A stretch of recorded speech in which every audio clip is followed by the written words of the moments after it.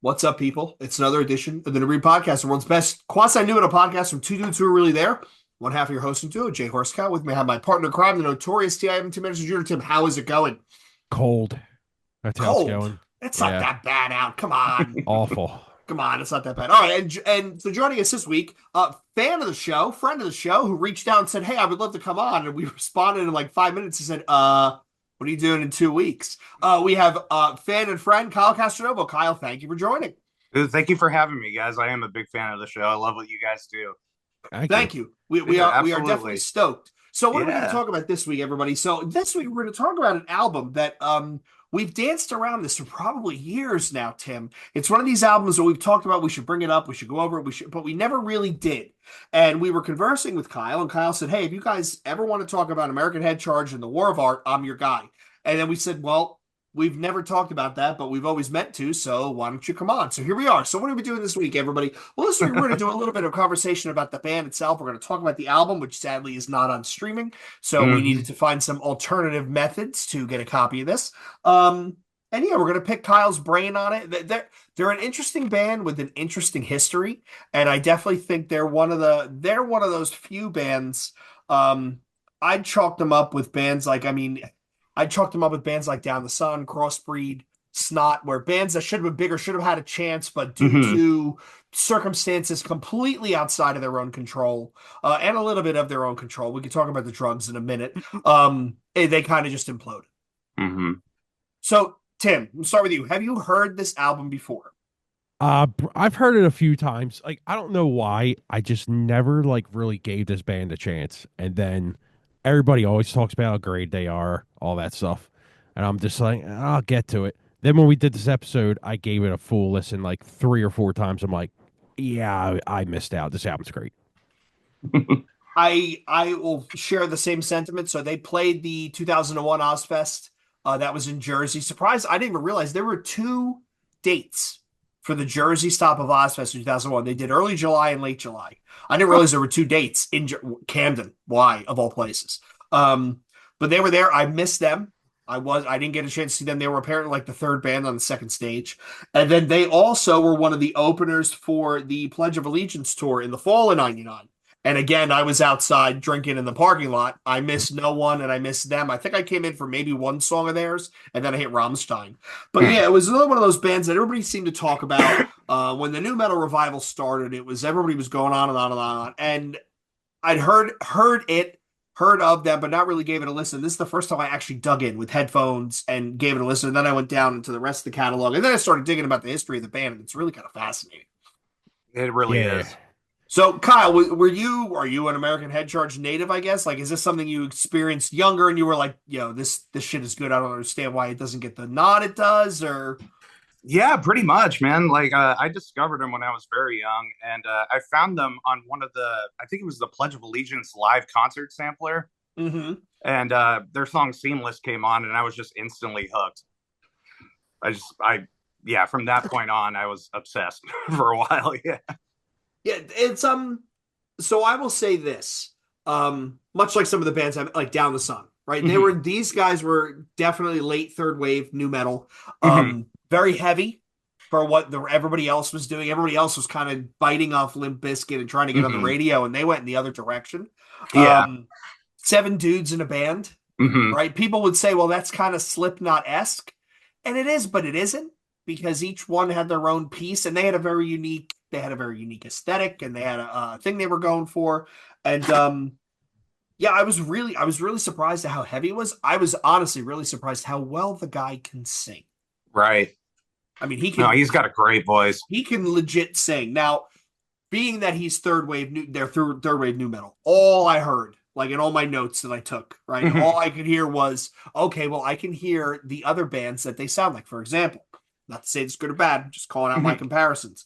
I think when he sings clean, he sounds a lot like the dude from Taproot. I could I hear think that. there's Yeah. definitely some Taproot influence there, some Steven Richards. Hmm. When he goes aggressive, like the more upper throat stuff, he sounds just like Cliff from Dry Kill Logic. Like Okay. I think that's what he sounds like. That's a Um, that's a great comparison actually It really because is. Yeah. I've been And trying to think of that for 2 days now. Like this dude sounds like somebody, but I can't it figure took out who. my third listen. I was like, fucking Dry Kill Logic. And there's a rhythm that he does. I think it's like track 4, track 5. He does a Mhm. vocal rhythm, which is where I went, it's a dude from Dry Kill Logic. That being said, I mean, there were the one song, I think it was Self. They sound like Lords. If either of you guys remember that Louisville, Kentucky hardcore punk band, like everything was double time, and they actually have a Lords-esque delivery. Okay. Um, I will say this. I was really surprised with how much I really enjoyed this album. There are some legit tracks on Oh this yeah, album. The absolutely. song that they made the video for was it Just So You Know? Just so you know, You want to yeah. talk about an earworm. Yeah, absolutely. That was the video. I think it was the lead off video from this album because I think Mhm. they did it after they were already touring off it. It's like track 7 or something, right, Kyle? It's deep Yeah, in it's like in track the 6, I think. it's fairly deep in there. Um, Yeah. yeah, I mean, I went back and I listened to this again. I'm like, fuck, this is another band that I should have seen back in the day that for whatever reason I missed. But yeah, Mhm. there's some. I'm really impressed. It was really Oh, really absolutely, impressed. man. Just I just just so you know, fucking is track 6. yeah. There you go. Yeah. Yeah, I do have that note up here. Oh, nice. Before we get into it, let me get some facts out of the way here, and you guys can riff because you guys know you're going to know way more about this record than me. So I don't want to sound like an asshole. So Oh, let you're me good. get these. Let me get these album facts out here. So released August 28th, 2001. So that's right in the time frame of where new metal is starting to taper off. But Hmm. I think this record stood on its own. The more I listen to it, I'm like, yeah, it stood on its own. Released through American. That's Ruben's label, right?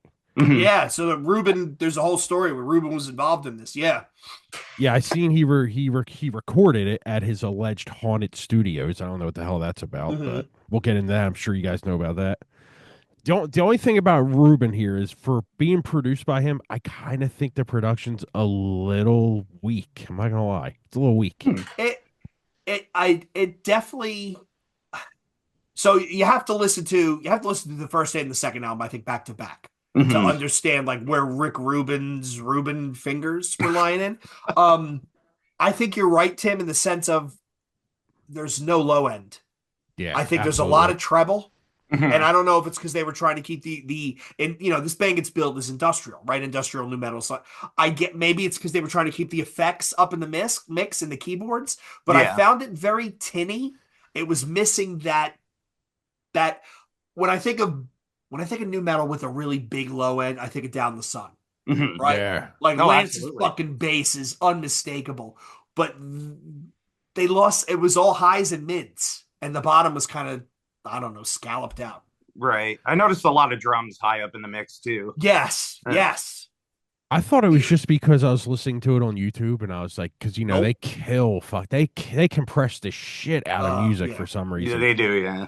It's like even when we do our when I listen to our reaction vids back, I'm like, holy shit, dude. Between Yep. YouTube and Zoom, they just compress the shit out of everything. Right, because Zoom butchers it, and then YouTube butchers it again. Yeah. Mhm. Yeah, it's like even our voices, like when I'm listening to myself now, it's like, oh, I sound like I have a kind of deep voice. When I listen to it back, I'm like, why do I So sound like why do I that? sound like fucking Mickey Mouse? Yeah, Yes. like what is Yes. going on here? I guess that's why people always hate when they listen to themselves Yeah. back. I can't stand my voice, man. Mm-mm. I mean, everybody hates it, but Yeah. and then all people are always like, no, you got a pretty good voice. Like, oh, cool, thanks, man. The thing that surprised me about this record, it's 67 fucking minutes. It's a That was long one of one. my notes. Yeah. I mean, now granted, right? Granted, our view is skewed because in the modern world, nobody can pay attention for more than an EP. Mhm. And back then, it was you got 71 minutes on a CD, you filled 71 minutes, right? 16 tracks. I, it would take me another couple of listens, but I do think that they probably cut this down to instead of 16 good songs, a mean dozen. Because Yeah. I don't think there's any. Are there any fillers? I don't remember. They're like fillers in the sense of there's no interludes, are there, Kyle? There's one. No. Is there one instrumental, maybe? No, there isn't. They're pretty much just back to back, just in your face. I mean, and part of my ignorance, I did listen a couple times. So, while I'm working during the day, and Oh kind of yeah. zone out. But I, I think they could have gotten it down to a mean 12, which is the point where if we could conference in Rick Rubin right now, The first question I was asking was, why would you let them put out such a long album? Yeah, That's a lot of tracks. It's a lot of yeah. tracks. I mean, Well, 16, including the what was it, the bonus track that was only released in Japan. Yep, yep. So yeah, I, lots th- of stuff.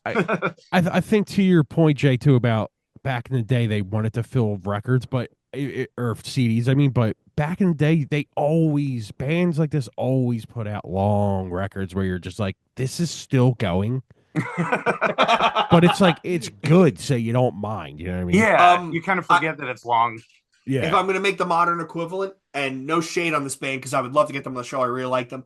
Dargo US's last album was Oh my something like God. 18 tracks, and it was great. But it's Shit. like, I can't pay. I can't pay attention that long anymore. Yeah, Like, I can't. I can't. Like no, I Sleep hear you. Token does that too. Well, Sleep Token is just their songs are longer, so the album feels longer, right? Like Yeah. if it was, imagine something, I just had this thought in my head. Imagine if it was 72 minutes of Empty Promises type Hate Breed. I don't think I would complain about that at all. Like it's kind of like two Nails albums bolted together. Like I would just keep going back to back. But yeah, it's a long album, and I will say there was some damn good songs on it.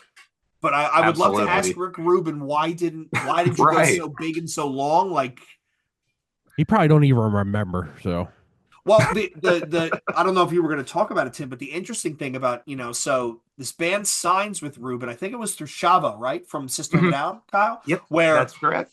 Rubin asked Chavo, "Hey, who should I be paying attention to?" And they opened the System show, and Chavo said, "Yo, you got to check out these guys." Mhm. And he liked what he heard, and he said, "Okay, I did their album." The second album, Tim, he was MIA. So who, they were Ruben? still Ruben. They were still signed to American. Ruben was still their producer, and he disappeared. He stopped returning their phone calls. Mhm. What was he doing back around 2002ish, because he did so many huge I don't records back I then. don't know, but apparently Corey Taylor from Slipknot had the same complaint about Yeah. Ruben. Now Mhm. the one thing we will give him credit for in that regard is they went to him and said, "Yo, can we get released? Can we get released and find a different producer for this? Like, because you're not into it." And he actually signed it over. There was no money lost, whatever. It was just, hey, go do your thing. Which is, And that was I for mean, volume 3, right? that was for what's the one after with the clown? The clown on the face. It was the second Uh, album, the third album. Because the first album is the indie one, Trepanning, and mhm. then it was War of Art. What was after War of Art? Oh, I thought you were talking about Slipknot. I'm sorry, but No, no, yeah, no, no, no. But yeah, you're right. Something, yeah, yeah, gotcha. Oh Yeah, after my, the War of Art was defeating. yeah. oh Yeah. my God, his discography is fucking ridiculous, dude. Well, in 20 minutes when the Wikipedia is done loading, right? Yeah. Dude, it is ridiculous. All right, so we'll start at 2001. All right, so War of Art 2001. Then he did Toxicity, God Hates Us All, Macy Gray, Aerosmith, Red Hot Chili Peppers, Johnny Cash, Audio Slave, another System record, Limp Bizkit, Mars Volta, Jay Which Z, Limp Bizkit did he Rage. do? Was it Chocolate Starfish? He did Results May Vary. Oh God, can Really? you imagine? Can you imagine? That's I ugh, didn't even know that. Wow. Okay. He did ugh. Volume 3 by Slipknot, Man Mhm. Made God, Little John, Weezer, he did Mesmerize, another Audio Slave. I mean, so the dude was just doing fucking So huge records. now I Yeah. really would want to ask him, and here's why. He did Toxicity, and then he did Steal This Album. So he Yeah. did both of those. And we all know the story behind Steal This Album. That was the extra songs they had for Toxicity. Mhm. So if he was able to get System of a down to a mean 11 tracks, and I mean, Tim calls it Ace Ventura metal, but there's no denying Toxicity is a great album, right? But That's if he pretty was able to fucking get funny. them down to I 11, love it. why couldn't he do it with the American Head Charge guys? That's good. I Yeah, don't- I really I don't don't know. I Good mean, question though, man. Like you're right. I think if it was down to 12, that would have just been A mean, lethal. hard album, right? Yeah, absolutely. the amount of records this guy has done his entire career is astounding, honestly. I mean, Yeah, it is he's. crazy, dude. I have his book on a shelf somewhere. Apparently, it's a really interesting read if you're any type of creative, because he talks about like his process and how he knows when he's found something versus okay, I got to move on. But yeah, All back right, to these guys. So hold go on. on.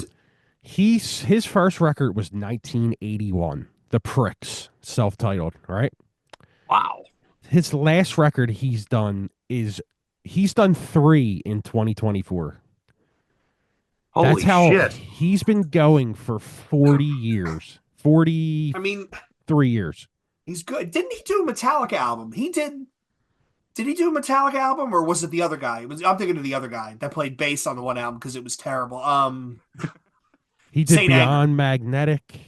Oh, he did do okay. So he's done some of their more recent stuff. Yeah, Yeah, I mean, this dude has to be close to a billionaire at this point. I mean, but the Dude. amount of records he's done and the amount of like, residuals. I mean, this is fucking points. absolutely Yeah, crazy, dude. yeah. All right, let me get through the rest of these because I'm literally blown away about how many records he's done. Um, so yeah, came in at 67 minutes, debuted at 118 on the Billboard 200, number 1 on the Heat Seekers, and number 60 in the UK. 4,000 copies day 1. So apparently the label and the band had expectations to only sell 7,000 in the first week. They sold 4,000 the first day. So we know how that went. Yeah. As of 2015, they've sold 250,000 copies. Now this makes me think right here. Why the fuck is this not on streaming? It was, and then it disappeared, didn't it? Yeah, this was Yeah. like really recent, I believe. Like I can't even tell you when, but it was on streaming for the longest time, and I swear maybe like a month ago I noticed it wasn't. Yeah, because I have no idea what happened. I know for a fact I had it in my library on Apple Music because I Yeah. was like, yeah, I'm gonna get to this record one of these days. And then I was like, oh yeah, well, I know we're doing the record. I go to it. I'm like, where the fuck is it? Yeah, All exactly. I had was like some record from like 2017 or some shit. Hmm. I actually texted Tim and I'm like, yo, did you see this isn't on streaming? You want me to? I use SoulSeek. I'm like, you want me to send you a copy? Because I grabbed this and Yeah. I grabbed the second album. Yeah, it's something. It's got to be something rights related. It's going to be something stupid. Yeah. Yeah, we'll have to Google that. A couple more here. Gone. Voted 20th best new metal record by Metal Hammer. And we already talked about this, but they played Ozfest 2001, but it came with controversy because the band was burning American flags and shooting shotguns on the stage. Now, here's my question. How the fuck did they get shotguns on the stage? So if you look on YouTube, there is actually professionally shot recording of their record release show, their hometown show. Hmm. It's like an hour and a half. I watched it today. I had it on. It was great. He Hmm. comes out wrapped in an American flag and he's firing blanks into the audience. Awesome. But I mean, this was 2001, dude. This is a different time. Like, Hmm. do you ever hear the story? You guys know the band, the KLF, right? So Mm. have you ever heard of the KLF? Where they were the one band to put their money where their mouth is. They deleted their masters. And from the record label, they own their masters. They deleted it. Nobody has any rights to the music. It doesn't exist anymore unless you've got a copy. It No is not. shit. Yes, but they did a British awards show where the lead singer came out in like a wheelchair with a shotgun and he was firing blanks in the audience. Like they were legit insane. I mean, the Yeah. Butthole Surfers, Gibby Haynes used to do it. Like Really? there was some story of them when they played City Gardens in Trenton, which Kyle, you want to talk about a shithole. Think of the most shady street in Portland and then put this dump of a music Oh, club there. It was yikes. terrible. Okay. But they literally came out, they had a fire breather, they had a stripper on stage, and he was shooting blanks into the audience. Like Yeah. fucking insanity. But yeah, he shot the blanks in a live show, which by the way, if you get a chance, like while you're working from home one day, put that on in the background. Like you really get an appreciation for how talented these guys were in the sense of how they sound on the record is how they sound live. There's no like studio bullshit. Like No. it sounds legit. I'll be home tomorrow, so I'll check it out. No, that's fucking awesome, man. But yeah, it was. I mean, really, really interesting story. I will tell you, I like how he does different vocal effects. I think singers that do this they got balls, right, to Mhm. go and try some new shit. Sure. Like he actually had 2 microphones at one point where one side was the overdriven vocals that crackled. At one point he gets out a megaphone, he's singing through a megaphone. Like he did some different shit. It was But very experimental, yeah. Yes, and I love the industrial part of it, right? Yes. Like the samples and the noises, and it was of that time. It was very different because who was Tim in 2001? Who was the closest new metal band doing an industrial sound? The argument is going to be Pitch Shifter, But by that point, Pitch Shifter had moved on from what was it? Desensitized, and then the one right after, Infotainment. At that point, they were almost like a more of a rock band. They Hmm. kind of left the industrial piece behind. The only one that comes to mind is Static X. I mean, Yeah, Sure. that's probably the next closest, right? Yeah. Right. But yeah, this band is it's and both sides. By the way, both there's a two-part documentary, the DVD that they had. It's actually up on YouTube as well. I was watching as well. I did my homework with this episode. Hell yeah, you yeah. Um, did. I love it. yeah, it was. I really think. I mean, Fall, Just So You Know, Self, um, Never Get Caught. Like, there's some really, really strong songs on this album. Very heavy, The, man. Like, this record has fucking riffs, dude. mhm. I mean, it's just Yes, riffs Absolutely. upon yes, riffs. yes. That opener, Violent Reaction, is, dude. It's got some riffs, man. Oh, Yep, yep. absolutely. That Yeah, was one of I my mean, favorite things about the band in general was just like how heavy everything was, but like just the industrial aspect with the keyboards and samples too. Like it's definitely higher in the mix, which I actually love. Like it gives the record an atmosphere, which Mhm. always kind of attracted me to them. And yeah, I definitely am a sucker for keyboards and samples and stuff like that. So oh this hell So, yeah. record was like perfect for me. so let me ask you this, Kyle. So you find this band through the Pledge of Allegiance sample. You pick up Mhm. the War of Art. You dig it. What other ways does your taste go? Like from here, where did you Oh, hopscotch over to? you know what's that's kind of hard to answer because my tastes were always all over the place. Like, um, God, I remember that's around the same time. I think the record came out a different year, but Mushroomhead's 13 was another one that I was like really clinging on to around the same time. Top 10 Um, record ever. yeah, dude, I fucking love that record. It's so good. Um, but my tastes were just all over the place. It didn't really take me into like a different direction or anything, but it kind of opened the door for more industrial things. Like I actually got into bands like Ministry because of these guys and stuff like that. It kind Yeah. of opened that kind of door. So They were always, if you go back and you look through like some of the deep links of some of the reviews of the time, like this is nascent internet stuff. Most of this mhm. stuff is sadly going to be lost to the sands of, we need hard drive space. But they were compared a lot early on to Ministry. And Sure. Sin Quirin, I don't know how you say his last Yeah. name, the guy who plays live with Ministry, Yeah. guitared for them at one point. Yes, he was. Mm. Yeah. Oh, in But this band. yes, Oh, yeah. did he really? Oh shit. Yeah, but it was late. It was after they did a reunion album and they Hmm. did some other stuff. And they've always like if you follow the history of the band, right? They get together and then it goes apart, and then they get together and it goes apart, and then they get together and they do some stuff and they do some stuff and then it falls apart. And sadly they've had multiple losses of band members due to drugs Hmm. and illness. I mean, the lead singer apparently he's got some issues himself. Um Man, you really did do your homework on this one. I dug in because I'm like, okay, so who I remember talking about this band and saying they should have been bigger? Doc Coyle in an interview, and I was like, huh, what did I not hear about this band? What did I miss about this band that it didn't land in that spot of my ear? And then I remembered, okay, so by the time this shit's coming out, I'm sorry, I found Poison the Well, and my tastes were like, okay, we're going Sure. this way now. Which, by the way, that reunion show, Tim, did you get tickets? What reunion show? Poison the Well, Glassjaw, Better Lovers. They're touring in the Ooh. spring. What? Yeah, they're playing opposite in December. It's a 30th anniversary. What? Who else did you say? Poison the Well, Yeah. Glassjaw. Glassjaw, What? Better Lovers, and who's the Modern Color? I think is the opener. What? Wait a minute, is it Teenage Wrist? What? Teenage Wrist. How did I Yes. not know about this? I don't know, but you got to go pick up tickets. Well, I will admit I've been so fucking busy this week. I just haven't had time to do shit. So I can have tell you no that clue how I missed that. pre-sale code is nerdy25. Oh my god, where is it Yeah.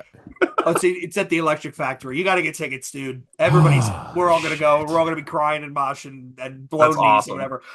But yeah, so these guys like they really did have like a tragic history, right? So your first Mhm. album comes out with Rick Rubin, and by the way, Tim, I was thinking about it as I was getting ready for this episode. You and I need to do an episode on the impact that 9/11 had on heavy music. Absolutely. Because I truly believe them. It killed VOD. right? With them falling apart with that European tour they were supposed to do. It totally rebooted Machine Head. It made Rob Flynn cut his blonde hair and go back to like metal. But aside from Slipknot and System of a Down, I think we could go through a lot of bands that released albums around that time and how it was a weird time in the world in the United States where nobody wanted to be aggressive and aggro. Hmm. And if that was, I will say this, if Iowa was Slipknot's first album or Toxicity was System's first album, because they both came out right at the same time, right before that 9/11, they probably would have been forgotten to the sands of time because our American headspace was not there. So I definitely think we should do an episode on that, like the tours that got lost and all that Well, sort of stuff. didn't God It Hates Us All come out on 9/11? God Hates Us All. Yep. Yep. And Ruben did that record. So now that I think about it, that record is pretty tinny as well. Yeah, it is. Huh, yeah. Yeah, It go back is. and listen to that, and you'll notice because I remember I can just hear that record in my head, but like that record was super tinny as well. Now I think about it, it Yeah. was I'll produced have to better go than the back and listen. American. It's been a minute. Yeah, go back and listen to that. It was produced better than the American Head Charge record. Don't get me wrong, but it's still very high. Mm, It's super weird. Maybe that was just his flavor back then, and people liked it. I'm not sure, but yeah. yeah, we'll never get a I, chance to get Ruben on and ask him. I So mean, it's shit. If Rick Rubin's listening and he calls us next week and says, "Yo, I want to come on you guys' show," like, what the hell are we going to talk? I'll talk about beard grooming, like with him. I'll like, "Oh, what product do you use? Scotch Porter." So yeah, so back to American Head Charge, right? So they do this album. There's 7 dudes in the band. They tour Ozfest. there were Um, 7 dudes in that band. Hmm. 2 guitarists, Holy so the shit! drummer, bassist, Two 2 keyboardists. guitarists, 2 keyboard sample guys, and then Hmm. the singer. Why do you need 2 sample guys? Dude, Well, I always felt Slipknot. like they kind of fed off each other. Like one guy's Yeah. doing one thing, and I don't know. It all intertwines like perfectly, though. But So instead of 2 kegs, they just had two. exactly, In the video, the one guy has a keytar in the video. that's true. Yeah. You I want to mean, that's so cool.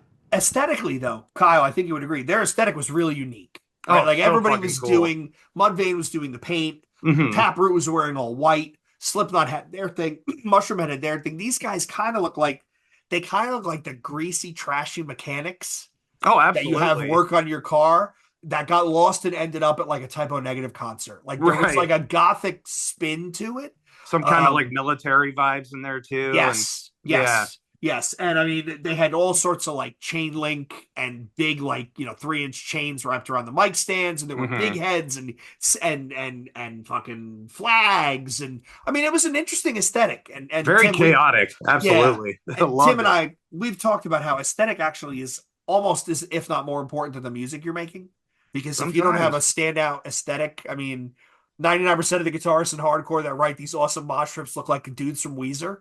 So unfortunately, you're not going to get remembered unless you Well, know. that's the thing. Yeah, is they added a lot of chaos to their show that was to me like very reminiscent of Slipknot, like people just tackling each other and then the Hmm. shotgun and the flags and it was just insane to watch. Like I don't I'm know. That's what it watching. reminded me of. But I'm watching the first thing that came up on YouTube: American Head Charge Live Complete Show Camden, July 21st, two thousand Yes, one. that was the second show of the Ozfest 2001. Yep.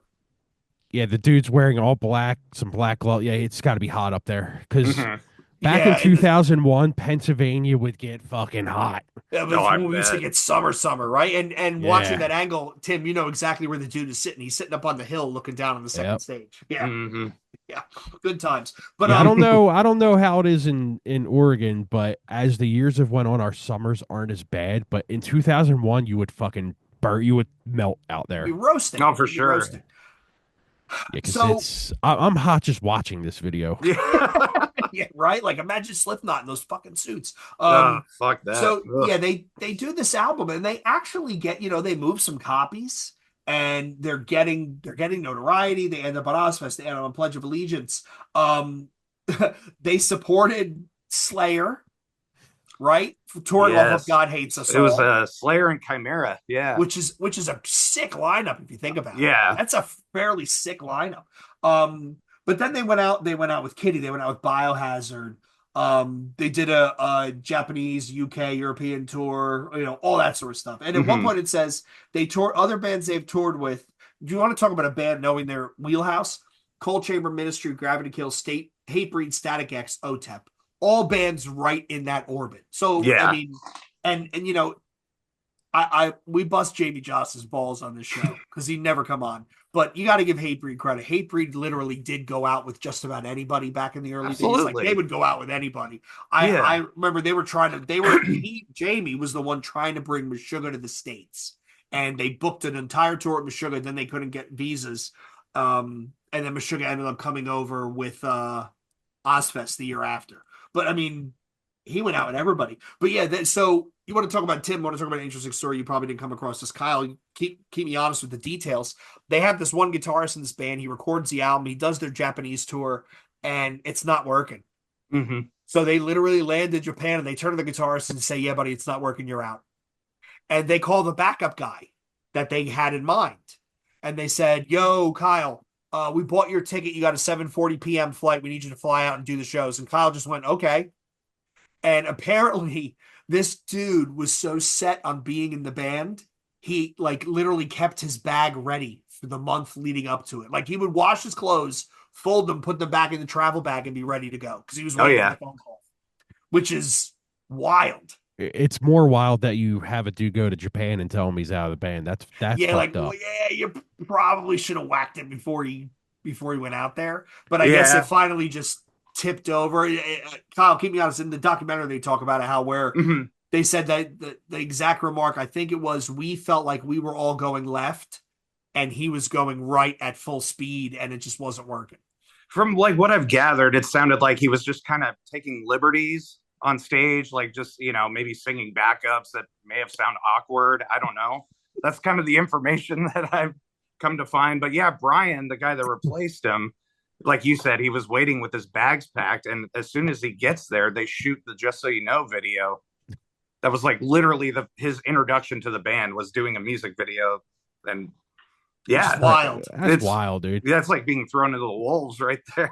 Speaking of that, I would love to know how much they spent on that video because it's a damn good looking video, and Really is, you yeah. can tell this is Tim. You got to watch the video. This is the high water mark of Napster hasn't hit yet. Labels are still chucking money to do big budget videos. Like it looked really good. It looked great, yeah. Yeah. So yeah, so they do their whole tour. This guy joins, whatever. But then things start falling apart, right? So we have a two year hiatus because they all get strung out. A couple of them get strung out. They end up in rehab. Then they did the feeding, and at this point, Rick Rubin had disappeared. But going back to that first album, there's some moments. So the opening to the one track with the really long offensive name, Americunt, I think it starts with, hmm that is a straight up Limp Bizkit bass intro. Like that is the intro to I forget what it is, but it's the exact same Limp Bizkit tone.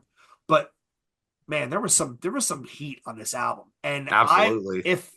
I wonder if 9/11 doesn't happen and say Slipknot goes out and takes out these guys and Down the Sun on a headlining tour, right? Or even like these guys Down the Sun and say, I don't know, somebody who was coming up on that side but was heavier, I don't know, like a Lamb of God or something, like or a Kill Switch even. Can you imagine the play they would have gotten? Because Oh man.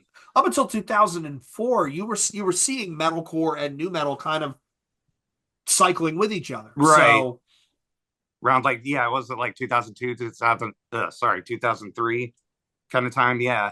I see what yeah, you're saying. it was Yeah. still acceptable, right? Like it was still acceptable that you had, Yeah. the metalcore bands and the new metal bands, and then you had the up and coming hardcore stuff, right? The Poison the Wells, the Every Time I Dies, 18 Visions, all that Ferret Trustkill stuff. That hmm was all bubbling under the surface, but everybody was still kind of playing nice in the sandbox. And I truly believe it's 9/11 changed everything. And Yeah. it kind of just splintered everybody because it truly, sadly, became every band for themselves. Yeah. That's what it felt like. Yeah. Definitely at the time. Yeah. I just put a link in the chat I found on YouTube. Frontman of OC metal band American Head Charge arrested on suspicion of stealing guitars. Oh yeah, he was in a Yeah. car with a whole bunch of stolen merchandise, a bunch of which was guitars. Like, yeah, if you read in Tim, if you dig into like deep in the Wikipedia page, they talk about how when they tried to do a reunion thing, they sent him stuff and he just disappeared. And then all of a sudden he shows up and he's got two songs really done. But there was, keep me honest, Kyle. I vaguely remember something where it said that he went through rehab and he ended up with writer's block because Yeah, he it was was. struggling to write because he wasn't in the same headspace as where he was at the Yeah, that beginning. that sounds about right. Yeah. Yeah, I don't have any like insight on that or anything, but yeah, I feel like I've heard something along those lines. I mean, these guys like apparently met in treatment, Yes. Yeah, I like when noticed they that in first the started. in the DVD. They were like, "Yeah, we met in rehab, and Tim and I Hmm. were in a halfway house, and then we met Kyle, who was in like the same place." Like under Yeah, auspicious beginnings, you cut you. It makes you not surprised that things kind of sadly went the way they did, but at the it same was time, sad it's though. Yeah, disappointing. Yeah. it's unfortunate. Oh, this video does look really good. Yeah, I mean it was well done. I would love to know what that video what the I would love to know what the budget was. I But yeah, love the these little glimpses of clown you get, like just yeah. little flashing images. Like Yep. that was, I always thought that was a nice little Easter egg. That must have been around Pledge of Allegiance time. But That- so I stopped. So I stopped at the feeding. mhm. What is how does it sound going forward, Kyle? Like what does the rest of the stuff sound like? I mean by your face I can guess, but does the sound start to change? Like what happens? I mean, yeah, I mean, to me, it was a night and day difference from the War of Art to the Feeding. Like to me, that sounded completely different. But the direction they took, it felt like they kind of laid off the industrial sound a little Mm, bit. It just felt more like four on the floor kind of vibe. And okay. I don't know. I mean, to be honest, I kind of checked out around that point. But Okay. yeah, Yeah, I have the feeding on. It's completely different. yeah, it's a great record. I love that record, but I I don't know. They always seem to be kind of the band that doesn't want to sound the same each record, which is awesome. But sometimes that could be risky. Yeah, I mean the But example we could go to Tim is Crazy Town, right? Yeah, Where yeah. the first they try to do something different with that second album, and it's actually you want to talk about a forgotten gem, right? We did an episode on it. It's a brilliant album, but It's really good, man. the label didn't want it, the fans didn't want it, and they kind of just ended up in the weird, liminal space in between. mhm. Yeah, listening to a little bit of each song on this, it's definitely got a more rock vibe to it. The riffs are a lot more like one string rock riffs, if you know what I mean. Yeah, Yeah, yeah. Which I mean, I don't mind at all. no, I'm gonna no, I'm gonna have to listen to this record and that tomorrow too. Now when I listen to the video, just so you know, the production on that one is actually way better. So what I'm thinking happened is the stuff I'm listening to just was uploaded in a shitty kilobyte per second or whatever it's Could have been, called, and yeah, yeah. it's probably a 96 compared to a 320. You know what I mean? It's always yeah, even like a 128 sucks nowadays. Back in the day, a 128 was great. Now it's like yeah, Back in the day, a you ain't got 128 on flack. dial-up took you like 4 hours to get the Glassjaw EP, Yeah, right? yeah. If it ain't flack, don't send me it. Don't send it over. right. right, right. But yeah, so But I mean, they had a aesthetic, they had a sound. The guy could sing. The stuff they wrote was memorable, right? Absolutely. Like, and it's just it it really is kind of tragic that it ended the way it did. I mean, you had one guy, the one guy dies on tour, Hmm. another guy dies of a terminal illness. The lead singer, obviously he's got issues. how did he It's die on tour? Was it drugs? they never said they found him in the bunk. He was unresponsive. He'd been sick apparently, and they had him Yeah, he on. had like pneumonia issues or something, Yeah, but he had something where they had him on like a penicillin, and then they gave him some other kind of painkiller, and there was so this is interesting. I dug into like the hyperlinks of the story, and some bartender came out and said that they were hammered when they left, and then two of the band members came out right after that and said we were not hammered. We literally had a beer and a shot, and then we got on the mhm. bus and went to bed. And apparently, Tim, he was a very heavy sleeper, so they didn't think anything when he didn't wake up. When he didn't get up like out of the bus when they reached their destination, they were all walking around, and then somebody goes to check on him, and well, there you go. Yeah. Yeah, it sucks, man. And it also talked about how I saw something else I came across where they played the show. Um, they played the show. They had a show the night when it was announced that Wayne Static died. Mm. And apparently they were good friends with Static X. and they played like 5 songs and they walked off. And they said we can't do it right now. We're too shooken up. Yeah, I mean, That's heavy, man. Yeah, it is heavy. I mean, Ugh. this is the kind of band you make a movie about, right? Where they have all this talent and these ideas, and it's just failure to launch due to a cavalcade of just bad things happening one after another, where you can't get out from behind that 8 ball. Mm. that seems to be the story with a lot of bands back in that time era or that era of time. You know what I mean? Yeah. Yeah, yeah. It was You just some people just can't get ahead of themselves, and especially when drugs are involved, it makes it yeah, even harder. So. it's got to make it even worse, right? Like some of the bands. I mean, Tim and I, we've joked before, Kyle, about how it seems like every hardcore band, their front man eventually goes into rehab and he stops drinking because it dries out. Ah. And when you think about it, it's got to be because they're literally, as any band that's got a long career where they're touring and going. I mean, the drinking and the partying, like. Oh yeah. I mean, it's got to be. We just had Adam from Orthodox on when we were talking about it. Talking about drinking with a guy who's straight, it's just kind of amusing. But he actually made the remark, I think, that you pass the time. You're only on stage for what, 20 minutes, maybe 30, Yeah, it's a maybe lot 40. of hurry up and wait. Yeah, so it's a lot of sitting around. Like, Yeah. how else are you going to fill the time? Then you got to try and sleep on a bus. Mm-hmm. Like, you want to talk about Tim? Imagine me, you, and like 2 other dudes our age get in a van and we start touring, right? No. We would start out as like a Deftones tribute band, and it would end up the most obnoxious berserker grindcore because we would be so angry and uncomfortable for not being able to sleep, our backs being fucked up, our necks being fucked up, right? Like the music would mutate as we toured, and it would just get Yeah. more and more aggressive and violent. Me having 7 fucking blankets because I'm cold all the time. With the fucking CPAP machine, everybody Yeah, hell screaming in the yeah. back of the van. Like, man, this would be one hell of an indie flick. But Speaking of touring, we'll have to get into Kyle's background with the touring and all that stuff. We'll get into that shortly. yeah, no, let's switch gears. Let's talk about that. All right. So let's start here. So I know you said that your dad is actually a musician as well, right? Yes, And he played in GZR. he did. Yeah, he Dude. did the first Wait. 2 albums. Yeah. I remember this email I am exchange. Dean Castronovo, right? Yes. That's Yes. Okay. Yo, that So first that album was record's great, dude. Yeah, The Oh, first dude. album is great. The second one, you can't. Yeah. No offense to your dad. It's impossible to place Burton's voice. Absolutely. Like, He'll be I the mean, first to tell you that. He was very, very Bertie's our unique. boy, man. He's a good guy, and he destroys, man. I love that dude. Yeah, I love that Geezer album. It came out, and I was love like, it. why does this guy sound familiar? And you open liner notes, like, oh, it's Burton. Yeah, Yeah. and the songs hold up really, really well. They really do. Yeah, man. I still bust that out every now and again, man. It's fun. It's definitely one of my dad's favorite records he's ever done. How He old had is your dad so now? much fun. What's that? How old is your dad now? He just turned 60. Oh shit. So he's he young was then. like Yeah. in his 30s when that happened. Nice, wow. man. So Yeah. what other bands was he in? Right now he's in Journey. Is he really? Holy Yeah. shit. Oh my god. Yeah. Other end of the spectrum, man. Wow.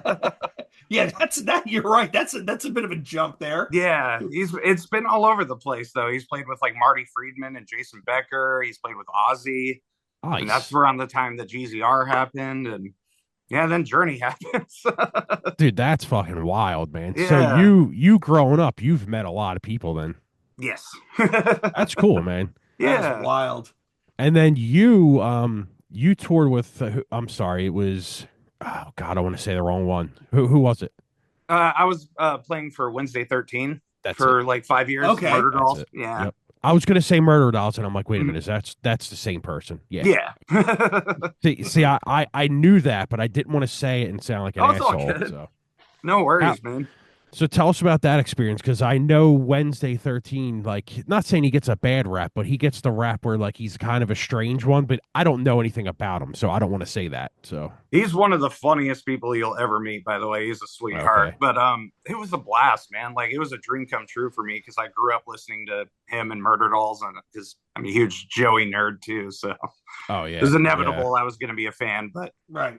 dude, that was fucking awesome. I got to tour with fucking Dope, Mushroomhead, Static X, like along, playing with Wednesday and stuff. It was just pretty much all my childhood heroes. It was fucking weird. That is wild, dude. Did you tour with Mushroom Head when J-May was in the band? Yes, he was still there. Yeah, dude. Um, Their best Jeffrey singer. was gone and Waylon was gone. It was Wow. the new guy they have, but J-Man was still there. Yeah. Dude, absolutely love his voice, man. I miss him in all them new records, Yeah. man. Because his voice was just, he made that band for me. Oh, absolutely. I saw he was doing stuff with Waylon, like with Waylon's new band. Oh, is he really? Oh, shit. Yeah, I think they were doing some shows together or something, but it's cool to see he's still doing stuff. Yeah. You talking about A Killer's Confession? Yes, that's it. Yeah. That new record is fucking phenomenal, man. I haven't heard it yet. It's really good. I've always loved Waylon's voice, man. Like Waylon is the shit. But Yeah, I was actually gonna reach out to him, and then I just got mixed up with a lot of other shit. I was like, I'll ask him one day. I know they're touring, so I was like, I'll hit him up later. yeah. But yeah, I've always wanted to get someone from Mushroom Head on. And I mean, Dude, those guys J-Man were would awesome. he would be the one I would hit up because I would want to talk about, when he was doing Integrity 2000 and all that shit. But Right, yeah. Absolutely. But yeah, he's I totally forgot about that. He was a part of that. yeah, he's It an was, Gene interesting Hoglan, right? Yeah. Yeah. No. Fuck yes. Wait, no. Who did you say? I'm sorry. Gene Hoglan, wasn't he in a band with Gene at one point? Oh might have been a yeah. different He band. did yeah. Oh, what the hell was that band called? Yeah, you're right. They did one record. It came out on Century Media. Yeah, I can't even remember, but Was it Pitch Black Dimension? maybe that was it. Yeah. That sounds I'll about right. I'll look it up. Let me look it up while we're talking because I don't want to put that out there and it's the wrong thing. But I know what you're saying, yeah, because he's done a lot of stuff, man. Absolutely. Back to tour with Wednesday 13. How was that? Like you did 5 years with that band? Yeah. 2 Jesus. records on Nuclear Blast, and Good shit, dude. it was a lot of fun, man. Like those guys are great. I still, no bad blood whatsoever. I just had to leave for personal reasons, and You got the experience though. Yeah, man, it was a lot of fun. Those guys are great. So I'm assuming your dad is since your dad's the musician, he's a drummer, but Mhm. I'm assuming did you learn from him or how did that go?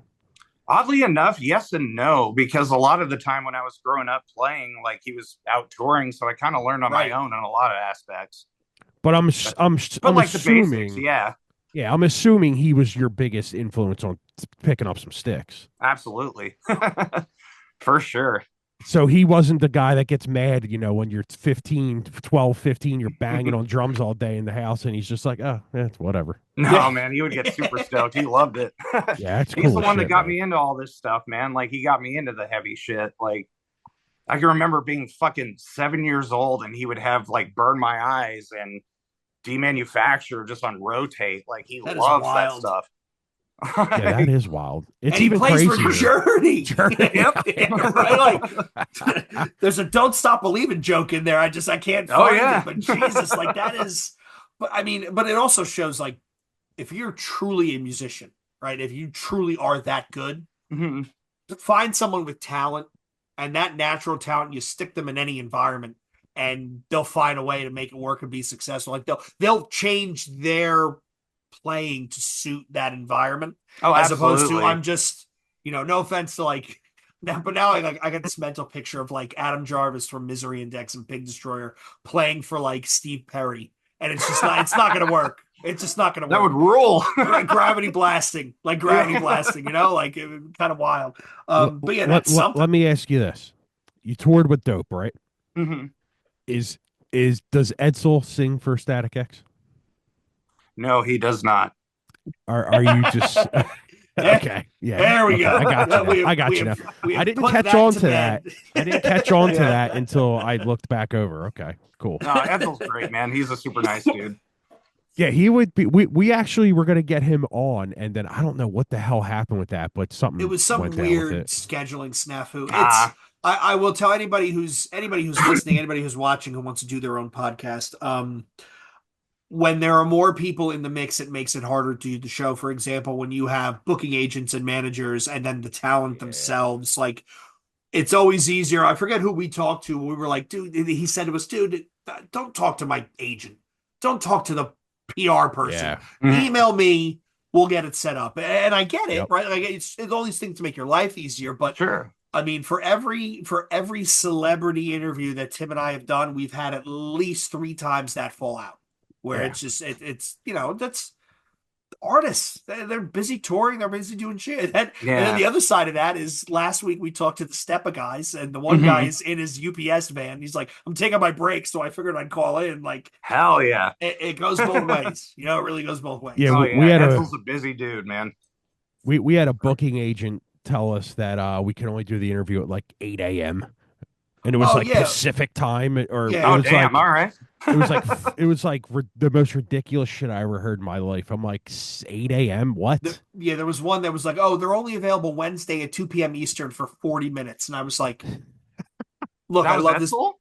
No, it was somebody else. Oh, okay. We're gonna change names to Oh, impugn. gotcha. We don't want to impugn the guilty. No But worries, man. we were definitely Tim and I were like, yo, are you fucking kidding me? Like, I really want to talk to this band, but like, but I will say this though.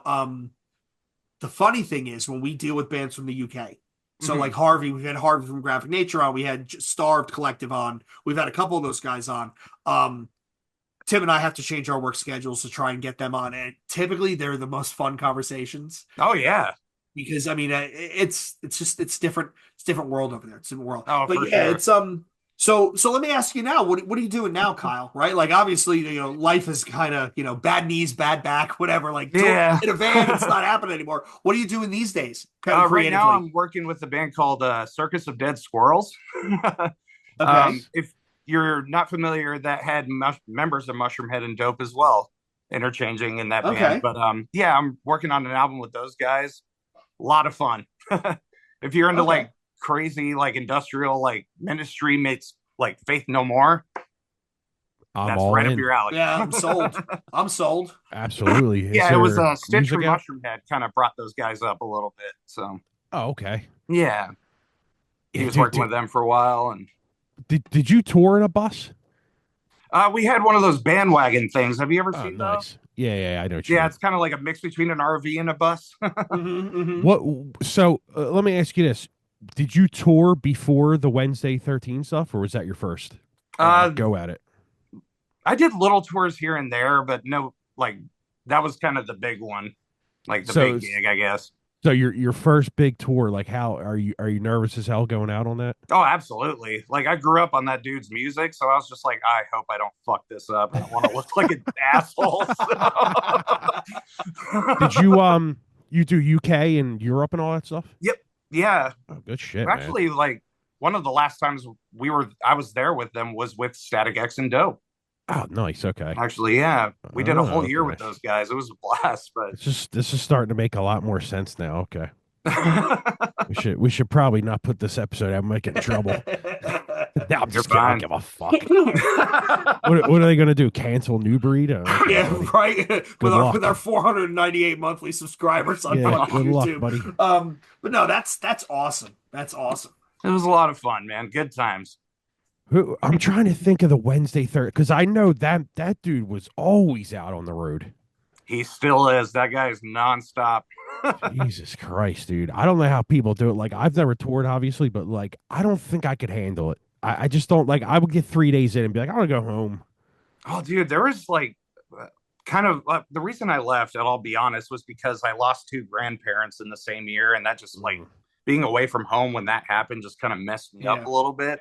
Yeah, So like you can't go toward to the funerals end- and stuff. Yeah, and Yeah. toward the end, I would get like a new text, like or a new email because we were managed by Dez from Oh, okay. Cold Chamber, so I would get these emails.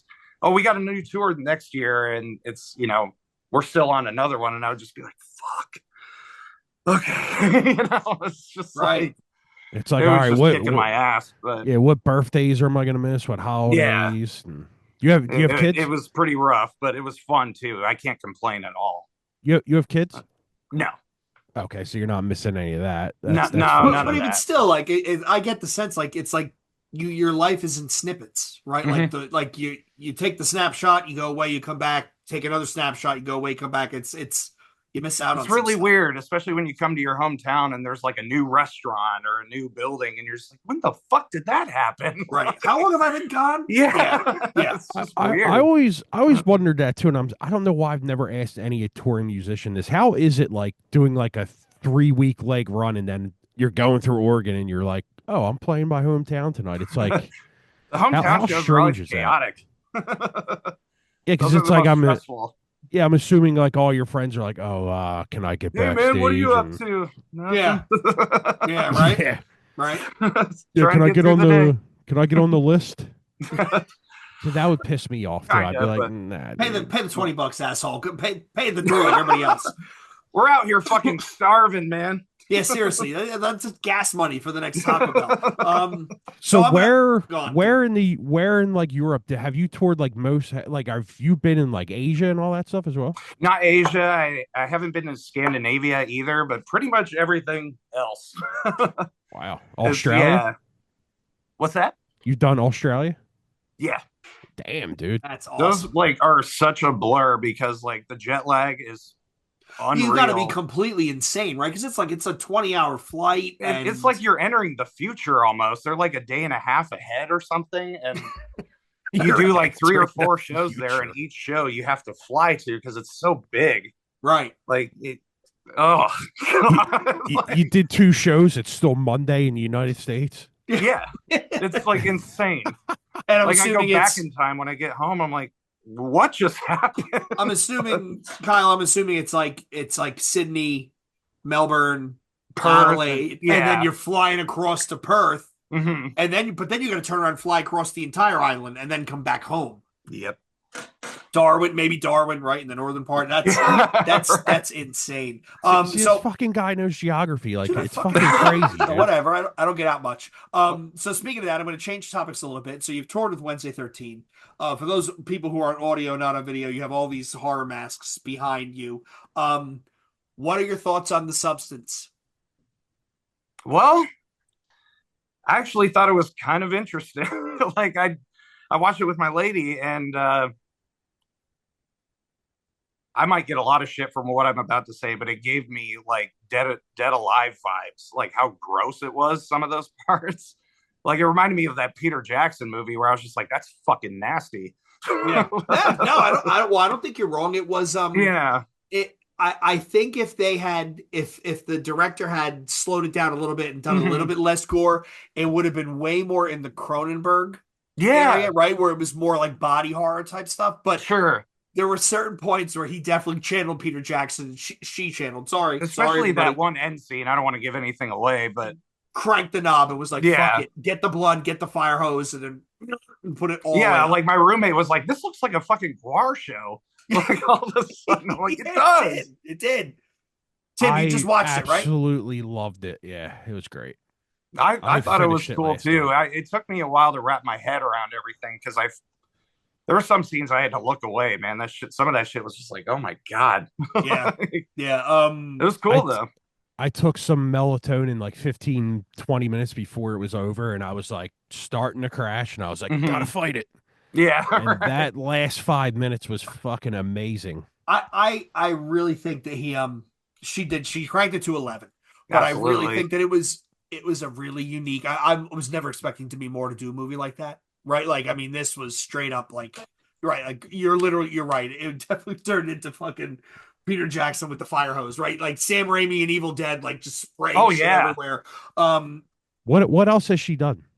what she did, what was the other movie she did? Revenge, the French movie about they get the prostitute and they strangle her and leave her for dead, and then she Yeah. turns around and hunts them all down. Yeah, I remember that one. I don't think I saw that one. I've never watched it all the way through. I've seen pieces and I liked it, but yeah, that was her first movie. You know who I keep getting her confused with? The lunatic who did Killing of a Sacred Deer, Cosmatos, The Lobster. He just did Pretty Things. What's that?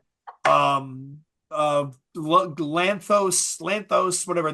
He's Yeah. got a long Greek name. Yeah, Yeah. yeah, Oh, yeah, okay. yeah. I'm not even gonna try to pronounce it, but yeah. No. We'll just Tim and I butcher names all the time. It's kind of funny. I thought The Substance was really good. Yeah. I fucking loved it, man. It Brianna was definitely- watching it like, what the fuck are you watching? And I'm like, just you can go back to sleep. It's okay. Well, it's also, I mean, I like in horror movies, like there's that old saying that I forget who it was. Some metal guitarist said, "Look, every riff has already been written." Hmm. They've all already been written. It's just how you arrange them. And horror is kind of the same way in the sense of whatever you think you're going to do, it's been done before. You just need to find a new way to approach it. And Yeah. like The Substance and um like some of the other horror that I've seen, like I just watched another movie. It was Beyond the Black Rainbow. You just seen that? I just saw that. I Um remember that. Yeah, that was Into the weird. Void, like those very Mandy, right? Those Yeah. things where they take a horror trope and they kind of turn it a little bit on its ear and do something a little bit different. Again, the riff has already been written. Somebody's already Right. recorded it. How do I do it a bit differently? But yeah, I thought it was really interesting. Yeah, my fiance showed me this movie called Midsummer, and I don't know if you guys have seen Oh, that. Yeah. yes. I didn't know what to fucking think when I saw that. I was just like clenching on my couch, like, this is the weirdest thing I've ever I seen. mean, that his movies, his like that and Hereditary, right? Yeah. His movies are definitely those like, what Hmm. the fuck? Like, Yeah, that Hereditary. Fuck, that one scene fucked me up, man. which Oh, one? With the kid? the pole, like, Yeah, the kid with yeah. the allergic reaction thing. Oh yeah. Oh, yeah, yeah. Because I have the same thing where I could go into that, and it's just like, oh, dude, that was hard to watch, man. That was rough. Yeah. Yeah, I Yeah, don't like that shit. but that I really thought Hereditary was great because it went in a way that I wasn't expecting, and I love the demonic religious stuff because Hmm. I think we can all agree that vampires don't exist and werewolves probably don't exist. Although if Rob is watching, when he takes his shirt off, he looks like a fucking werewolf. But the religious like demons and possession and shit, like that's one of those things where you kind of wonder, or like inbreds living in a different culture doing different things. You're kind of like, yeah, there's probably parts of the world where you end up somewhere you really shouldn't be, and then shit gets wild. Yeah. That's why I just tend to stay inside for the most part. So. Absolutely. That's why if I went on tour, I'd be like, take me home. 3 days Yeah. into it. Exactly. Yeah, right. Well, he's in Oregon, so it's not raining. It's just scrubland, right? Like, Yeah. yeah. And then you get to the white supremacists on the far east side, right? Who are all still trying to join Idaho, which makes no sense, but Yeah. it's 2024, and here we are. Again, all the more reason to stay inside. It truly is, right? Like it's kind of Nothing, dicey out there. nothing good happens after 8 p.m. So I am Straight up. I had a buddy's my college roommate, his dad. We were at some family event, and I lived with him for 3 out of my 4 years of school, so he was like family to me. And his dad said to me, "Nothing good happens after 1 a.m. Nothing good ever happens after 1 a.m." And I'm like, "Dad, I can think of some girls and stuff." And he looked at me and he went, "Nothing good happens after 1 a.m." And the older I've gotten, the more I realize that the dude is He was right. right. Yeah. He's right. He's right. Absolutely. So I'm going to try and let's reel it back to American Head Sure. Charge, right? And nothing good happening after 1 a.m. Like, I know we've said it a couple times, but it really does need to be said. Like, uh, this is a band that had all the right ingredients to be huge. They had a sound that was of the time but unique. Mhm. They had an aesthetic again of the time but unique. They had talent in their instrumentation and what they were doing. I actually think so. Here, and through the circumstance, I kind of get through. So let me ask you guys this: it just popped in my head. What happens if Ross Robinson does that first album, not Rick Rubin? Mm, Damn, that's a good question, man. that is a really good question. Like, what kind of performance is he going to get out of them? Well, for one, I think the production's way better. It's going to be way grittier. It's going to be way raw. Yeah, Or yeah, raw. abrasive. It's going to be abrasive. Yeah, that would be interesting to hear what he would do with like keyboards like that too. yeah. I don't Yeah. know why, but like again, that's what gravitated me toward Head Charge was like all the samples and keyboards, like some of the coolest shit. But yeah, that would be an interesting take. I wonder if there's any interviews of Ruben talking about this American Head Charge record. There's got to be something. I don't know. You know what? I didn't. Man, I I didn't don't look, know. but I didn't see much. There's got to be something on there. Well, we'll You have would to. think. Yeah, well, we'll have to do some digging. I mean, I'm curious. I'm very curious. Like, does he just has he just forgotten about it? Like, was this one of those bands where? So I did go down. I forgot what video I was on. Mhm. It might have been the documentary where Mhm. you start digging in the comments, and that's where all the tea gets spilled, right? Because people Yeah. come out of the woodwork to create, not Tim Anderson 107, and they start posting shit. And somebody made a remark about how they were throwing dirt they were throwing dirt at Rick Rubin saying that he's a climber and he would just use bands to help him climb to where he wanted to go. Mm. And if you looked at that, if you rattle off that list, right, he was basically grabbing anybody on the way up, and they, maybe that's a fair observation. I don't know personally. Yeah. Again, Rick, if you're listening, come on the show. But I wonder, like, how do you do their first album? You know, you're excited enough that you sign them, you record them, you get that first album out, and then you just disappear for the second Man. He probably got opportunities that were just way more cash involved, and probably was just like, whatever, welcome. Mm. Maybe. I mean, Maybe let's so. think. Yeah. Let's think about it. People always say how terrible the music industry is. I mean, it's probably just as terrible back then as it is now. I mean, a million people. I mean, Kyle could probably tell us. He's a touring musician. It's got to be it's. Everyone says it's a shitty fucking career. Oh And yeah, it just sounds like the people, unless you surround yourself with people you truly trust who have your best interest at heart, it's just it's a den of vipers and thieves and people out to get their own pound of flesh, right? Everyone's out for themselves, man. Which is yeah, it's it's kind kind of of like fucking that. terrible. It's kind of like that meme where the dude's hugging someone and the back of it is the back of his head's a snake. It's like, you know what I mean? Yeah, yeah. They're Uh, shady people. yeah, I can't. And you would have thought that the internet had blown all this up and changed it all, right? Because Hmm. you don't need a label anymore to get big and get seen. You don't. I mean, to build touring support, like you know, well, I will say this in our music, in our little corner, you don't. Like you Yeah. think about it, the bands that are signing now are bands that um they eked out a career for themselves, and then all of a sudden a label finally paid attention. We'll Yeah. use Tim and I were just talking about Blue Grape, right? Hmm. Turnstile, Code Orange, they just signed Gridiron, right? These are three bands that Angel Dust, right? They kind of Damn. I think they ate the dick on that one. That's why Yeah. they dropped them so quickly. But I think those are four bands that worked hard to establish themselves. They put in the work Sure. themselves, and then the label came along and said, "Hey, we like what you're doing over there. You want us to pay you something for it?" That I think is more of that's going to be more the rule than the exception going forward. Where Hmm. if the three of us are working on something and we're touring and we're getting noticed and our rooms are getting bigger and merch is selling faster, at that point, if a label comes along and says, "Hey, we want to do your next album," okay, great. But if they don't come along, we're still going to keep grinding and doing what we're doing, and if we're lucky, we get a life out of it. Yeah. So 100%. it it definitely is something else. Jeez, I just I wonder what Ross would have done with this. That's a good question, man. Let, Honestly. let's do this while we're at it. All right. We'll start with Kyle. Favorite track on the record. On this record, Seamless. Okay. Jay. Yeah, definitely. Ball. Okay. You're as I was listening, the track that stuck out the most to me, obviously, is the first track. But my favorite track on this record is Effigy 23. There's something about that Yeah. track, man. It's so creepy, man. I love that Mhm. keyboard line. It's just eerie. Great. Yeah, But great fucking track, man. hmm Yeah. That was the track where I had it on at the gym today, and I was like, go back to that one because I need to Mhm. hear that one again. Yeah. It was good. I will say, man, that this record very much caught me by surprise because I was like, why did I wait so long to listen to this? Same. Yeah, sometimes things just fly under the radar, man. Like I only found them because of that Pledge of Allegiance sample CD, and I was just like, holy shit, who the fuck is this? And Just I'll tell again, you, yeah. I'll tell you what, if you didn't bring it up in our messages, I probably still wouldn't have listened to this. Yeah. Tim's not wrong, and I actually thank you, Tim, for reminding me. I do want to throw that disclaimer out.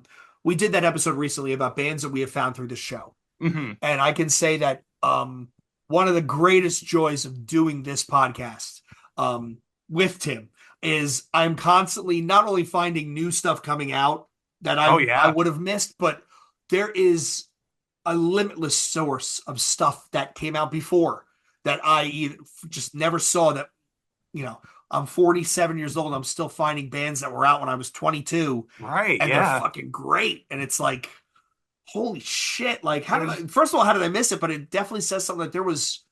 I mean, how did we make do before the internet? I know. I mean, just like Kyle found it, just samplers and Mm-hmm. You know, you would Liner leave a notes. show and Yeah. you leave a show, they're handing it out. I remember that's how I found Nothing Face. Yeah. I was leaving a new metal show. They handed me a 2-song fucking sampler from their new record. It was from Violence, and I was like, put it on in the car ride home. I was like, yo, this band is fucking good. Yo, you know they're what? I'm going to so listen to fucking that good. again. Yeah. I got to listen to that again. I haven't listened to that in quite a bit. Oh, it's so good. I fucking love Nothing Face. Kyle, anything that's come out this year that's caught your ear? Anything you've been listening to where you're like, yo, this shit is good. These guys deserve some attention. Well, nothing that's come out this year, but actually from watching one of your guys' episodes, I got into that band Fleshwater, and damn, like Yeah. yeah, that's been on regular rotation lately. But again, that I think that record came out like a couple of years ago, maybe. But they're from the Hatebreed school of, hey, let's put out the first album and tour the fuck out of it. yeah, I think they're due for something because I know that Vane has basically been on hiatus. Mm. So I think they're one of those bands that could break really big. yeah. I mean, I saw like they're coming to Portland with Deftones, so that's great fucking tour for them. Yeah, they're opening awesome. that. Them and was it them and the is it Mars Volta? They're Yeah. on that tour. Yeah, it's can't Mars remember Volta, who else was on Fleshwater, and Deftones. Yep. yeah.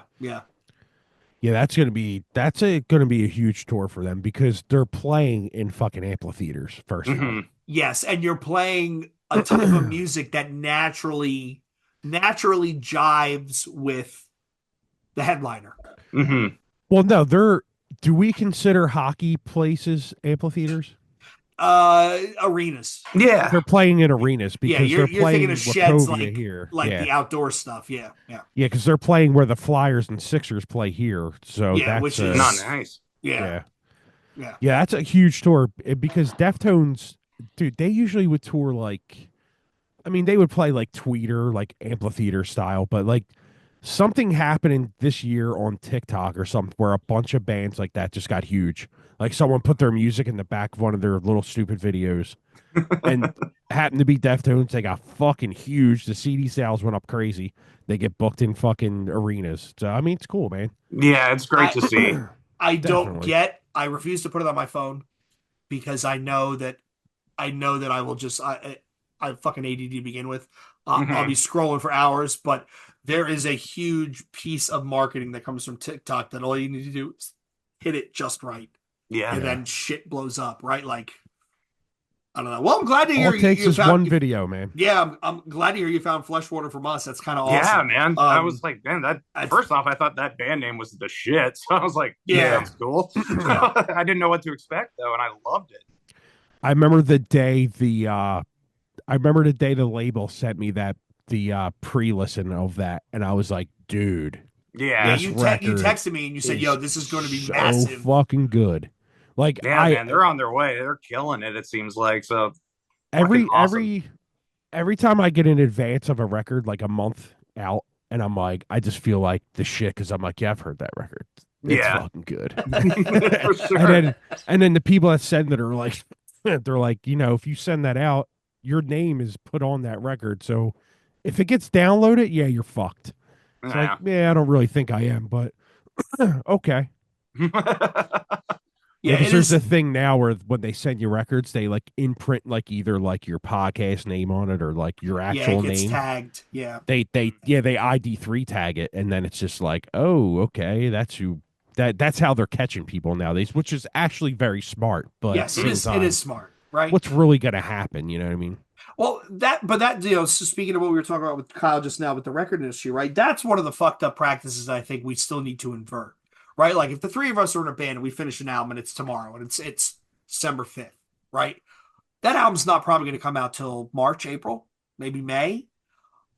Why get it out early? Like, and I got to give a shout out to the hardcore bands that say, hey, look, album's done. It's coming out in a month. We're going to throw pre-orders up. If you order vinyl, it's going to be 6 months. We're telling you right now. But we would love you to buy it because that lets us know what the demand looks like, blah, blah, so on and so forth. What easy way to get money up front. And then we got